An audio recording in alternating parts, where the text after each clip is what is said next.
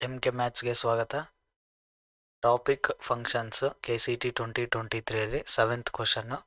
So if f of x equals to AX plus b where a and b are integers f of -1 -5 ಅಂತ ಕೊಟ್ಟಿದ್ದಾರೆ and f of 3 equals to 3 respectively ಅಂತ ಇದೆ. 4 options ಕೊಟ್ಟಿದ್ದಾರೆ.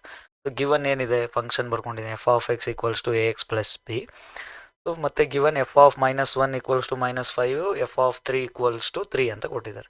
So ಈಗ ನಾವು ಕೊಟ್ಟಿರೋ ಫಂಕ್ಷನ್ನ ಸಬ್ಸ್ಟಿಟ್ಯೂಟ್ ಮಾಡಿದರೆ ಎಕ್ಸ್ ವ್ಯಾಲ್ಯೂ -1 ಅಂತ ಸಬ್ಸ್ಟಿಟ್ಯೂಟ್ ಮಾಡಿದರೆ ಸೊ AX ಪ್ಲಸ್ ಬಿ ಏನಾಗುತ್ತೆ A into -1 plus B equals to -5.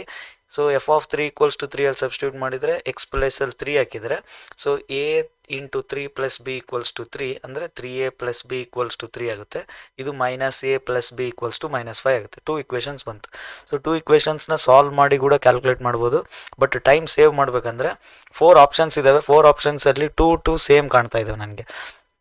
So ನಾನು ಫಸ್ಟ್ ಈ ಆಪ್ಷನ್ಸ್ನ ಚೆಕ್ ಮಾಡ್ತೀನಿ, ಎಲಿಮಿನೇಟ್ ಮಾಡೋಕ್ಕೆ ಈಸಿ ಆಗುತ್ತೆ ಅಂತ. ಸೊ ಫಸ್ಟ್ ನಾನು ಎ ವ್ಯಾಲ್ಯೂನ 2 ಅಂತ ಅಂದ್ಕೊಂಡು ಸಬ್ಸ್ಟಿಟ್ಯೂಟ್ ಮಾಡ್ತೀನಿ.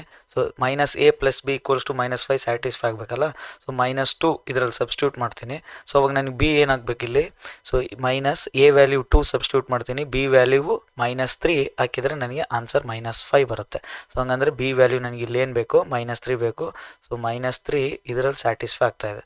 ಸೊ -2 -3 ಹಾಕಿದರೆ ಏನಾಗುತ್ತೆ, -5 ಆಗುತ್ತೆ. ಸೊ ಇದರಲ್ಲೂ ಚೆಕ್ ಮಾಡ್ಬೋದು. 3 ಇಂಟು 2 A ವ್ಯಾಲ್ಯೂ 2 ಹಾಕಿದರೆ A ವ್ಯಾಲ್ಯೂ 2 ಇದೆಯಲ್ಲ, ಸೊ A ವ್ಯಾಲ್ಯೂ 2 ಹಾಕಿದರೆ 6 ಆಗುತ್ತೆ. 6 ಪ್ಲಸ್ ಬಿ ಈಕ್ವಲ್ಸ್ ಟು 3, ಹಂಗಂದ್ರೆ 3 ಬರಬೇಕಂದ್ರೆ ಬಿ ವ್ಯಾಲ್ಯೂ -3 ಆಗಬೇಕು. 6 -3 ಈಕ್ವಲ್ಸ್ ಟು 3 ಅಲ್ಲ, ಸೊ ಬಿ ವ್ಯಾಲ್ಯೂ -3 ಆಗಬೇಕು. ಸೊ 2 ಇಕ್ವೇಷನ್ ಸ್ಯಾಟಿಸ್ಫೈ ಆಗೋದು option D. So 4th option select ಮಾಡಬೇಕು.